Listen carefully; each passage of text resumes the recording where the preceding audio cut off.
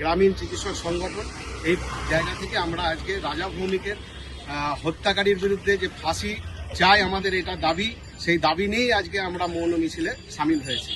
আমরা সংগঠনের প্রত্যেক সদস্যকে আন্তরিকভাবে শুভেচ্ছা জানাচ্ছি যে আজকে আমাদের সঙ্গে যুক্ত হয়েছে।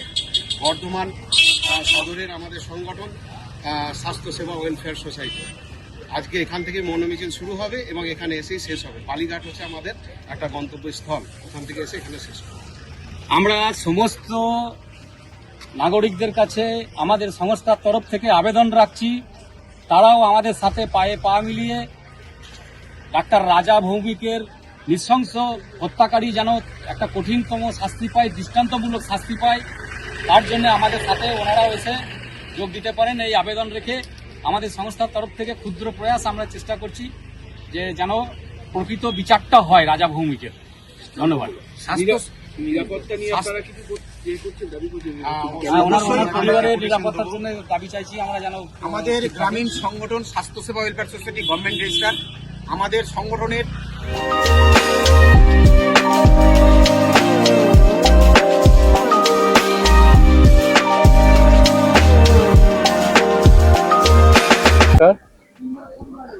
আমাদের ফেব্রুয়ারি মাসটা আমরা ওয়ার্ল্ড ক্যান্সার ডে মান্থ হিসেবেই মোস্টলি সেলিব্রেট করি সারা পৃথিবী জুড়ে। 4 ফেব্রুয়ারি ওয়ার্ল্ড ক্যান্সার ডে হিসেবে আর ফেব্রুয়ারি মাসটায় ক্যান্সার মান্থ হিসেবে সেলিব্রেট করা হয়। ক্যান্সারটা কিন্তু সেলিব্রেশনের জিনিস নয়, কিন্তু ক্যান্সার সার্ভাইভাররা হচ্ছে সেলিব্রেশনের জিনিস।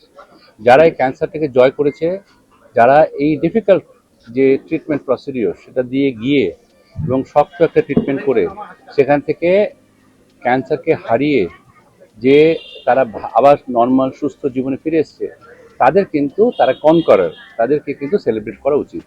এই ফেব্রুয়ারি মাসে আমরা কিন্তু ক্যান্সার কনকরার ডে সেলিব্রেট করি, যারা এত এত এত ডিফিকাল্ট একটা ট্রিটমেন্টের মধ্যে দিয়ে গিয়ে আলটিমেটলি ক্যান্সারটাকে হারিয়ে দিয়েছে। আমাদের কাছে আজকে প্রায় 1000-এর মতো ক্যান্সার পেশেন্ট এবং তাদের কেয়ার গিভাররা, তাদের যারা ট্রিটমেন্ট নিতে সাহায্য করে, বাড়ির লোক, প্রতিবেশী, তারা আছে। তাদেরকে আমরা সেলিব্রেট করাচ্ছি যে তারা এই ক্যান্সারটাকে জয় করেছে। আর ক্যান্সার জয় করাটা খুব ইম্পর্টেন্ট।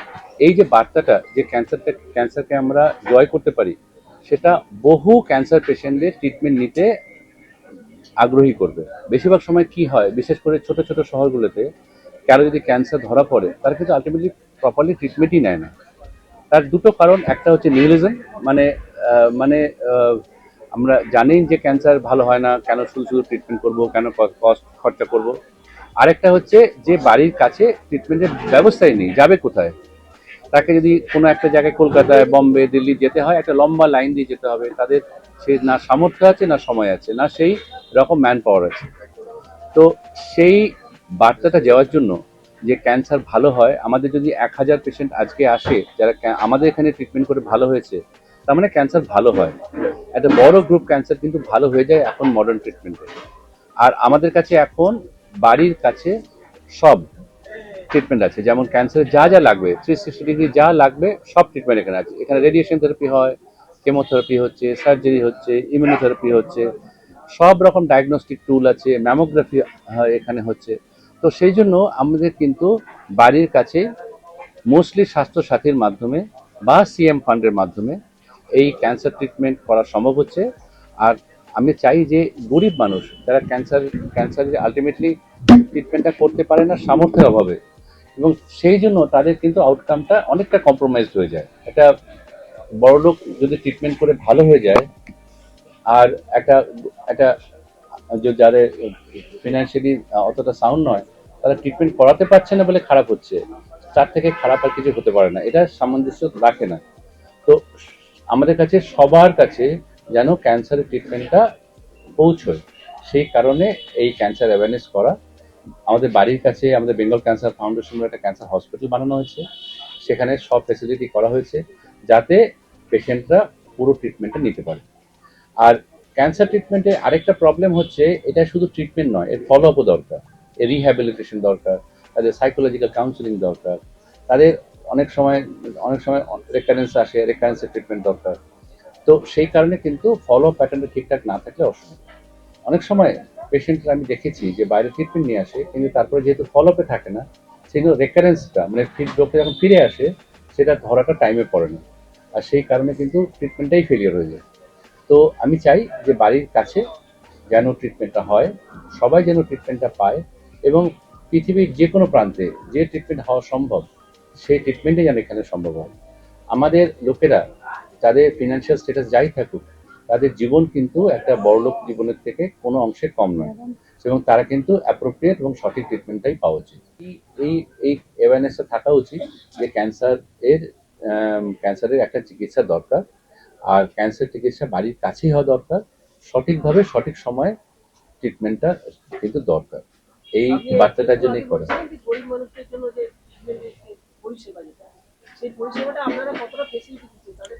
আমাদের এখানে না না আমি বলছি, হ্যাঁ দেখুন দেখুন আমাদের এখানে রেডিয়েশন থেরাপি পুরোপুরি স্বাস্থ্যসাথীর মাধ্যমে হয়, তাহলে 1 পয়সাও লাগে না। কেমোথেরাপিটা পুরো স্বাস্থ্যসাথী হয়, 1 পয়সাও লাগে না। সার্জারি, অঙ্ক সার্জারি যেটা বর্ধমানে আমাদের জায়গাতেই হয় এখন, সেটাতে কিন্তু 1 পয়সাও লাগে না, সেটা পুরোটাই আমাদের স্বাস্থ্যসাথীর মাধ্যমেই করা হয়। যে ইনভেস্টিগেশনগুলো স্বাস্থ্যসাথীর আওতায় পড়ে না, যেমন CT scan, X ray, blood test, আমরা একটা সিএম ফান্ডের মাধ্যমে আমাদের সেইখান থেকে পেশেন্টের কাছেই টাকা আসে, সেই টাকা থেকে আমরা 1 বছর তাদের যাতে এই ইনভেস্টিগেশনগুলো হয়, যেমন ফলো আপের সময় যে CT scan, X ray, ultrasound করতে পারে, তার জন্য যে টাকাটা থাকে সেটা আমরা একটা সাবসিডারি সেটা কিন্তু করি। ইনফ্যাক্ট আপনি দেখবেন এখানে বেশিরভাগ পেশেন্ট যাদের স্বাস্থ্যসাথী সিএম ফান্ড যাদের অ্যাপ্রুভ হয়ে আছে, তাদের কিন্তু 1 পয়সাও ট্রিটমেন্টের জন্য খরচা হয় না। তো আমার মনে হয় এর থেকে মানে ভালো আর কি হতে পারে, যেটা আমরা স্বাস্থ্যসাথী থেকে পাচ্ছি আমরা স্বাস্থ্যসাথী থেকে করলাম, যেটা আমরা স্বাস্থ্যসাথী থেকে পেলাম না আমরা সিএম ফান্ডে অ্যাপ্লাই করে, সিএম ফান্ড থেকে যদি একটা টাকা ফান্ডিং ওদের জন্য আসে, এবং সেই সিএম ফান্ডের এক্সপেন্সটা খুব ট্রান্সপারেন্ট, মানে পেশেন্ট পার্টি জানে যে তার কত টাকা খরচা হচ্ছে, তারা সাইন করলে তবে সেই টাকাটা ইউজ হয়, না হলে তাদের অ্যাকাউন্টে পড়ে থাকে। তো সবাই কিন্তু জানবে যে আমার এত টাকা পড়ে আছে, সেই টাকা দিয়ে তারা যেন টেস্টগুলো করতে পারে। এতে ইউজুয়ালি 1 লাখ টাকা মতো আসে 1 বছরে, সেটা যেটা স্ট্যান্ডার্ড। আমি দেখেছি বেশিরভাগ পেশেন্টের কারো 50, কারো 1 লাখ এরকম আসে, কিন্তু 1 লাখের কাছাকাছি আসে 1 বছরের টাকা, 1 বছর তার ইনভেস্টিগেশনের জন্য। তাতে কিন্তু পুরো ইনভেস্টিগেশন হয়ে যায়, পেট স্ক্যান হয়ে যেতে পারবে, সিটি স্ক্যান হয়ে যেতে পারবে, আল্ট্রাসাউন্ড, ম্যামোগ্রাফি হয়ে যেতে পারবে, এগুলো সব কিন্তু ওই টাকা হয়ে যায়। কারো 1 বছর তাদের পাশে যে আমরা আছি এবং পুরোপুরি আছি, এখনো অনেক পেশেন্টরা আসেনি, এখনো 12টা বাজেনি, কিন্তু আমার মনে হয় আমাদের প্রায় 1000 মতো ক্যান্সার পেশেন্ট এবং বাড়ির লোকেদের আমরা অ্যারেঞ্জ করা আছে। আচ্ছা, লাস্ট ইউনিয়ন বাজেটে 17টা ডাক্তারের উপর কাস্টম মৃত্যু সমাজে ক্যান্সারের মেডিসিনের দাম কমে গেছে, এটা কতটা এফেক্ট করেছে?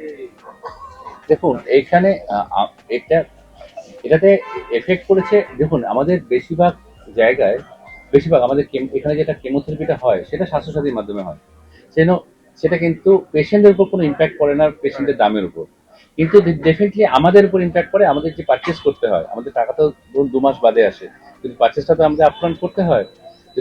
যদি মেডিসিনের দামটা কম হয়, তাহলে কিন্তু আমাদের ইনভেস্টমেন্টটা কম হয়, এবং সেটা ডেফিনেটলি অনেক ভালো। এবার যে পেশেন্টের স্বাস্থ্যসাথী নেই বা ক্যাশে করতে হচ্ছে, তাদের জন্য ডেফিনেটলি এটা বিশাল বড় বেনিফিট। আমার নাম দেবনারায়ণ দত্ত, আমি একজন ক্যান্সার বিশেষজ্ঞ। আমি থাকি সাউথেই, এখন আমি হায়দ্রাবাদে আছি, আর আমি এই বেঙ্গল ক্যান্সার ফাউন্ডেশনটা প্রতিষ্ঠা। প্রথমেই আমি কৃতজ্ঞতা পোষণ করছি বেঙ্গল ক্যান্সার হসপিটালের কর্ণধার ডক্টর দেবনারায়ণ দত্ত মহাশয়ের প্রতি, যার আমন্ত্রণে আমন্ত্রিত হয়ে আমাদের স্বাস্থ্য সেবক অর্গানাইজেশনের পুরো টিম বিভিন্ন জেলা থেকে এখানে এসে উপস্থিত হয়েছি। তো ক্যান্সার একটা মারণ ব্যাধি, আপনারা প্রত্যেককেই জানেন। তো প্রতি 9 জনের ভারতবর্ষে একজন ক্যান্সার আক্রান্ত হচ্ছে, এবং 2025 সালে সমীক্ষা অনুযায়ী দেখা গেছে যে 17.7 লক্ষ ক্যান্সার আক্রান্তের সংখ্যা, যার মধ্যে 7.5 মহিলা এবং 7.1 হচ্ছে পুরুষ। এবং আমরা এটাও জেনে গেছি যে বিভিন্ন দেশে অনেক আগে বেরিয়ে গেলেও আমাদের ভারতবর্ষে দুটো ক্যান্সারের টিকা অলরেডি বেরিয়ে গেছে। একটা হচ্ছে আপনার সার্ভিক্স ক্যান্সার বা সার্ভাইকাল ক্যান্সারের উপর যেটা এইচপিভি হিউম্যান প্যাপিলোমা ভাইরাস টিকা, এবং এইচবিভি হেপাটাইটিস বি টিকা, যেটার ফলে আমাদের যকৃৎ ক্যান্সারের হাত থেকে অনেকটা রেহাই পাওয়া যাবে এবং সার্ভিক্স ক্যান্সার হাত থেকে অনেকটা রেহাই পাওয়া যাবে। তো আমার পূর্ব অভিজ্ঞতা থেকে আমি বলছি, আমার এক বান্ধবী ক্যান্সার আক্রান্ত হয়েছিলেন, তো বাইরে ট্রিটমেন্ট করিয়েছিলেন, দীর্ঘদিন ধরে ওখানেই অপারেশন হয়েছিল। তার অনেক পরে এখানে কেমো নিতে এসেছিলেন এবং আমি এখানকার সঙ্গে যুক্ত, সেই সময় বড্ড বেশি আসা যাওয়া করতাম। তো দেখেছিলাম একটা জিনিস, তাকে বাঁচানো সম্ভব হয়নি, কারণ তার লাস্ট স্টেজে পৌঁছে গিয়েছিল, বাইরে অপারেশন যা করা বাইরে করেছিল এবং লাঙে ব্রেস্ট টিউমার থেকে ব্রেস্ট ক্যান্সার থেকে লাঙে পর্যন্ত পৌঁছে গিয়েছিল, ওকে বাঁচানো কোনোভাবে সম্ভব হতো না। তো তিনি মারাও গেছেন। কিন্তু এখানকার ব্যবহারটা প্রতিটা মেম্বারের, ডাক্তার থেকে শুরু করে এবং এদের যে গেট কিপার রয়েছেন, যিনি নাইট গার্ড রয়েছেন, প্রতিজনের ব্যবহার আমি দেখেছি এবং অত্যন্ত অমায়িক, অত্যন্ত নম্র ভদ্র। যেটা এখানকার যেটা মানে নিয়ম কানুন, সেটাও বলছেন খুব ভদ্রভাবে, খুব নম্রভাবে, যে এটা এখন আমাদের টাইম নেই দিদি, একটু পরে আসুন, একটু ওয়েট করুন। এই যে ব্যাপারটা, আমরা তো রুগীকে দেখতে এসে আমরা নিজেরাই তো সেই সময় অনেক বেশি মানে ইয়ের মধ্যে থাকি, খুব টেনশনে থাকি, কিন্তু সেই সময় যদি আমাদেরকে একটুখানি উচ্চ বাক্যে কথা বলে, একটু জোর গলায় কথা বলে, আমরাও খুব তাড়াতাড়ি রেগে যাই, কিন্তু খুব নম্র ভদ্রভাবে আমাদের সঙ্গে আচরণ করতে হয়। এটা এখানের একটা বড় প্রাপ্তি প্রতিটা পেশেন্টের ক্ষেত্রে, আমি জোর গলায় বলতে চাই। তো আমাদের যে অর্গানাইজেশন প্রতিটা স্কুলে ক্যাম্প করছে, 9 থেকে 15 বছর কিশোরী মেয়েদের জন্য যে টিকা দেওয়া হচ্ছে, তার জন্য আমরা একটা অ্যাওয়ারনেস ক্যাম্প করছি বিভিন্ন স্কুলে গিয়ে গিয়ে, যেন সচেতনতা বৃদ্ধি করা যায়। ক্যান্সার শুধুমাত্র একটা ব্যাধি নয়, এটি সামাজিক এবং পারিবারিক ক্ষেত্রে একটা জটিল মনস্তত্ত্ব সৃষ্টি করছে এবং একটা বড় প্রভাব ফেলছে আমাদের সামাজিক জীবনে। তাই এইভাবে ছোট ছোট ক্যাম্পের মাধ্যমে বেঙ্গল ক্যান্সার হসপিটাল যেভাবে অ্যাওয়ারনেস করছেন, সেটা আমাদের সমাজের জন্য অত্যন্ত গর্বের, অত্যন্ত আনন্দের। আমরা এটা সগর্বের সঙ্গে অবশ্যই গ্রহণ করতে পারি। এবং শেষে কবি সুকান্ত ভট্টাচার্যের সেই শেষ লাইনটি বলতে চাই, যতদিন দেহে আছে প্রাণ, প্রাণ পণে সরাবো এ পৃথিবীর জঞ্জাল, এ বিশ্বকে এ শিশুর বাসযোগ্য করে যাব আমি নবজাতকের কাছে, এ আমার দৃঢ় অঙ্গীকার। সকলকে আমার সশ্রদ্ধ প্রণাম জানিয়ে এবং বেঙ্গল ক্যান্সার হসপিটালের ফাউন্ডার ডক্টর দেবনারায়ণ দত্ত মহাশয়ের প্রতি বিনম্র শ্রদ্ধা জানিয়ে আমি আমার কথা শেষ করলাম। কিন্তু হয় না এখানে, এখানে কিন্তু সিএম ফান্ডেরও একটা বড় রোল আছে। বেশ কিছু ট্রিটমেন্ট যেটা স্বাস্থ্যসাথীর মাধ্যমে এখনো অ্যাপ্রুভ নয়, যেমন CT scan, X ray, biopsy, এগুলো নয়। এগুলো যদি আমরা সিএম ফান্ডে করাইতে পারি তাহলে কাজটা সোজা হয়। প্রবলেমটা হচ্ছে কি, যে কেউ যদি সিএম ফান্ডে অ্যাপ্লাই করে 2-3 মাস বাদে তার সিএম ফান্ডটা অ্যাপ্রুভ হয়। যতদিন না পর্যন্ত এই 2-3 মাস যতদিন পর্যন্ত তার বায়োপসিটা হচ্ছে, বেশিরভাগ সময় পেশেন্টরা বাইরে গিয়ে 1,000 টাকা খরচা করেই চলে আসে, 1,000 টাকা খরচা করে চলে আসে। তারপরে এখানে এসে তাদের কাছে পয়সা থাকে না বাকি ইনভেস্টিগেশন গুলো করার জন্য। সেখানে কিন্তু সিএম ফান্ড খুব ভালো হেল্প করতে পারে।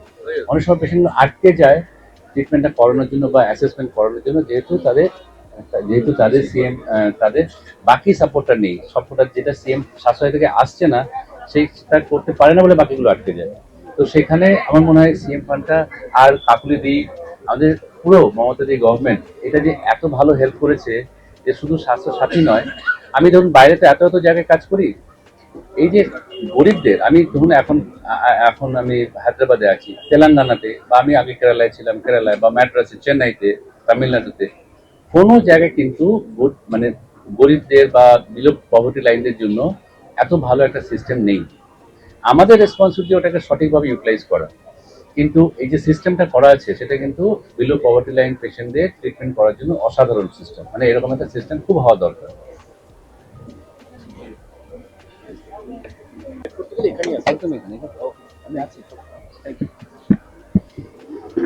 নমস্কার, আমি কাকলি তাগুপ্ত, আমি বিডিএর ভাইস চেয়ারম্যান।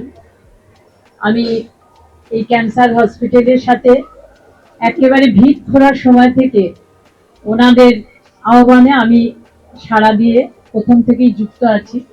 আমি নিজে একজন ক্যান্সার পেশেন্ট হওয়াতে আমি জানি যে টাটা মেমোরিয়ালে আগে যখন আমার 12 সালে ক্যান্সার হয়েছিল তখন যতটা সহজ পদ্ধতি ছিল এখন কিন্তু ততটা সহজ পদ্ধতি নেই। গরিব মানুষ তাদের সবকিছু বিসর্জন দিয়ে বলবো মানে বিক্রি বাটা করে তারা পৌঁছয় টাটা মেমোরিয়ালে, কিন্তু বর্তমানে আমাদের বর্ধমান হসপিটালের মতো অনেক দালাল চক্র ওখানে হয়ে গেছে। বিশেষ করে গরিব মানুষ যখন হিন্দি বলতে পারে না বা বুঝতে পারে না তখন মানুষের হেল্প নেয়, কিন্তু তখন ওখানে একটা হেল্প ডেস্ক ছিল যেটার জন্য অন্য কোনো মানুষের সাহায্য নিতে হতো না। কিন্তু ওখানে যখন আমাদের ক্যান্সার অপারেশন হওয়ার পর আমাদের ছুটি হয়ে যায় তখন ওখানে একটা ক্লাস হয় 2.5 ঘন্টা ধরে, সেই ক্লাসটা হয়। সেই ক্লাসটাতে প্রথম বলা হয় যে আপনারা যখন এখান থেকে পৌঁছবেন শুনবেন কানে কারো ক্যান্সার হয়েছে, তার কাছে আপনারা যাবেন, গিয়ে তার মনের জোর, 1 নম্বর ওষুধ কিন্তু মনের জোর। এই মনের জোর যদি কেউ হারিয়ে ফেলে, যে ক্যান্সার হয়েছে বলে হতাশ হয়ে যায়, পরিবারের মানুষ হতাশ হয়ে যায়, তাহলে তারা মনের দিক থেকে সেই ক্যান্সার পেশেন্টকে কিন্তু সাহায্য করতে পারে না বা সাপোর্ট দিতে পারে না। এই না পারার ফলে সবাই যদি একসাথে ভেঙে যায় তখন পেশেন্টটার মনটাও ভেঙে গেলে তার চিকিৎসার ক্ষেত্রে অনেক অসুবিধা হয়। তা আমি দেখলাম ভূমিপুত্র অনেকজনই আছেন, কিন্তু বর্ধমানের ভূমিপুত্র ডক্টর দেবনারায়ণ দত্ত, তিনি যে মানসিকতা নিয়ে এটা সৃষ্টি করেছেন, এটার প্রতিষ্ঠাতা, এবং তাকে অবশ্যই আমাদের ডাক্তারবাবু রয়েছেন এখানে, তিনি বয়োজ্যেষ্ঠ মানুষ, তিনিও এর সাথে যুক্ত। একা তো ডাক্তারবাবুর পক্ষে সম্ভব হয় না, উনি অনেক সময় ওনাকে সবকিছু দায়িত্ব দিয়ে দেন। মণিদীপা ম্যাডাম আছেন, তিনিও প্রচুর দায়িত্ব নেন, সঙ্গে আরো ওনার বন্ধু আমি এসে শুনলাম, তো সবাই হেল্প করছেন এখানে যারা আছে। আমি প্রথম যখন ক্যান্সার হসপিটাল উদ্বোধন হয় আমি এসে তখন বলেছিলাম আমার অভিজ্ঞতার কিছু কথা। সেই কিছু কথাতে আমি শুধু একটা কথাই বলেছিলাম যে প্রত্যেকটি মানুষকে হসপিটালের ভেতরে যারা থাকে, ডাক্তার বলুন, হেল্পার বলুন, নার্স বলুন, সবাইকার ব্যবহার এত ভালো হতে হবে যে যাকে দেখে পেশেন্ট অন্তত দেখবেন যে অর্ধেকটা সুস্থ হয়ে গেল। একজন ডাক্তার হঠাৎ দেখছি জিভের তলায় একটা সাবুদানার মতো বেরিয়েছে, তো সে আমাকে বলছে দেখো জিভের তলাটা আমার কেমন ব্যথা ব্যথা হচ্ছে, সাবুদানার মতন কি একটা বেরিয়েছে মনে হচ্ছে, জিভ দিয়ে বুঝতে পারছি। আমি তখন দেখলাম জিভটা টেনে যে হ্যাঁ সত্যি সাবুদানার মতো বেরিয়েছে। দুপুরবেলা বলছি দেখি আরেকবার দেখি, তখন দেখছি 3টে সাবুদানা, 3টে। বিকালে যখন দেখছি তখন দেখছি সেগুলো নকুলদানার সাইজ নিয়েছে। তার মানে কতটা তাড়াতাড়ি স্প্রেড করছে বুঝতে পারছেন, নকুলদানার সাইজ নিচ্ছে। তখন আমি সঙ্গে সঙ্গে বললাম সব থাক পড়ে, এখন এটা দেখাতে হবে ডাক্তার। সেই সময় বাইরে থাকা একজন ক্যান্সার ডাক্তার, তিনি বর্ধমানে এসেছিলেন, তাকে আমি বলার পর, আমি ওদের বাড়ি গিয়েছিল, আমি বলার পর দেখালাম যে আমি বললাম এখানে আর বসে থাকা যাবে না, এটা টিকিট কাটতে হবে, টাটা মেমোরিয়াল যেতে হবে। তা দেখা যাচ্ছে যে ওই লাল আপেলের মতন মানে রং হয়েছে এবং তার উপরে নকুলদানার মতন ওটা হয়েছে। তা সেটা হওয়ার পর তার জিভের আলজিভের এখানে তার ক্যান্সার, পুরো জিভটাকে মানে এইখান থেকে কেটে এইভাবে কেটে তার পুরো জিভটা অপারেশন হলো। এবং এখানে এসে সে যখন রে নিচ্ছে তাকে পুরো একটা মাল সাথে ছাই দিয়ে হাঁ করেই থাকতে হচ্ছে, আর মুখ বুঝতে পারছে না, সেই অবস্থায় তার লালা পড়ছে এবং তার চিকিৎসা চলছে। সারভাইভ করে আজকে সে 10 বছর নয়, আজ 15 বছর বেঁচে আছে। কিন্তু আমরা যদি ওই সাবুদানাটাকে গুরুত্ব না দিতাম, আর ব্লাড ক্যান্সার, এটাও আমি বলছি, ব্লাড ক্যান্সারে যখন খোঁচাখুচি হয় তখনই কিন্তু সে মৃত্যুর দিকে বেশি এগিয়ে যায়। কিন্তু ব্লাড ক্যান্সারে সত্যি করে সারভাইভ করার মতো চিকিৎসা আগে ছিল না। যখন আমি বলছি 12 সালের কথা, 11 সালে আমার দাদা ব্লাড ক্যান্সারে মারা গেছে। তো সেই ক্ষেত্রে বলছি যে ব্লাড ক্যান্সারে প্রথম দেখছি তার ঘুষঘুষে জ্বর 1 মাস থেকে, ওই আস্তে আস্তে জ্বর আসছে এরকম একটা ভাবনা চিন্তা, মানে হালকা ভাবে নিচ্ছি। তখন আমাকে বলছে জানিস আমার মুখে না একটা সিকির মতন কি হয়েছে, মানে সিকির যেরকম আগেকার দিনে সিকি হতো সেই সিকির মতো হওয়ার পর 3 দিনের মধ্যে সেটা আদুলি হয়ে গেল, আদুলি সাইজের হয়ে গেল। তখন ডাক্তার দেখিয়ে দেখা যাচ্ছে তার ব্লাড ক্যান্সার, কিন্তু তখন তার চিকিৎসার এমন অবস্থা।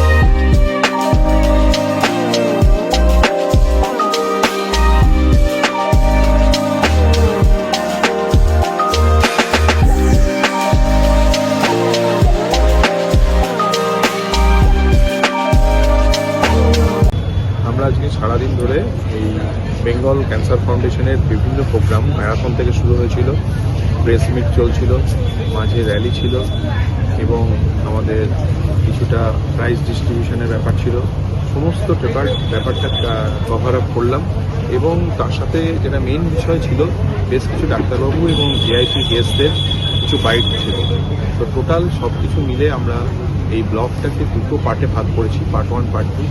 আপনারা সকলকে অনুরোধ করছি আপনাদেরকে যে এই বাইট দুটো দেখুন, ব্লগ দুটো দেখুন, এবং ক্যান্সার অ্যাওয়ারনেস যেটা উইক চলছে তার সাথে সাথে ওয়ার্ল্ড ক্যান্সার ডে আজকে 8 ফেব্রুয়ারি, তো তার যে প্রোগ্রাম কর্মসূচি আপনারা টোটালটা দেখুন। সকলে সুস্থ থাকুন। পাড়ার বা পাশাপাশি কারোর যদি কোনো রিলেটিভের ক্যান্সার হয়েছে খবর পান, এনাদের সাথে যোগাযোগ করবেন। এনারা প্রত্যেকে ভীষণ ভালো, ওনাদের বক্তব্যের মধ্যে সেটা ফুটে উঠেছে। আপনারা সকলেই সুস্থ থাকুন, এইটুকু কামনা করি। ধন্যবাদ।